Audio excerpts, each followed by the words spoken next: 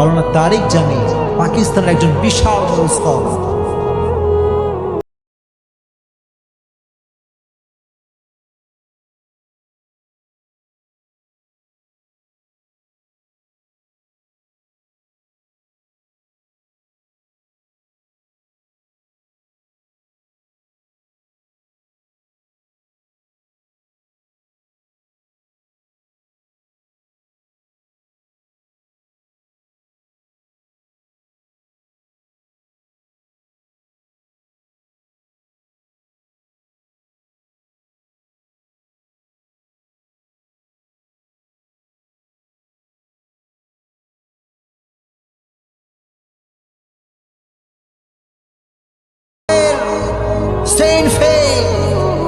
আতরের সুগন্ধি কি এর চাইতে বেশি সুগন্ধি কবর থেকে আসছে।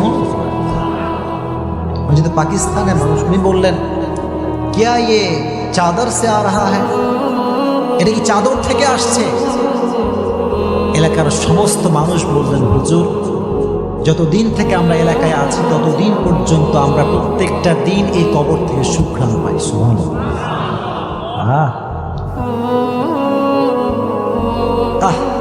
কি অসাধারণ একটা বিষয়।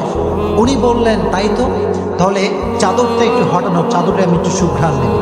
উনি দেখলেন চাদরে কোনো সুঘ্রাণ নাই, সব সুঘ্রাণ মুআয ইবনে জাবাল রাদিয়াল্লাহু তাআলা আনহু কবর থেকে আসছে। সুবহানাল্লাহ। উনি বললেন मैं ताज्जुब हो गया, ये कैसी बात है। 1400 साल पहले कब्र दिया गया शख्स, उसकी कब्र से आज भी बू आ रहा है। सुबहानाल्लाह পড়া।